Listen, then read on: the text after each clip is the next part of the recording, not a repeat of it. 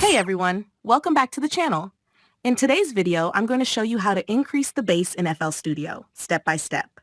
If you've been wanting to add more punch and depth to your tracks, this tutorial is for you.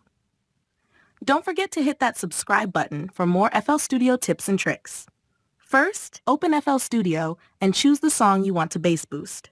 Next, head over to the channel rack where you can assign the track to a slot.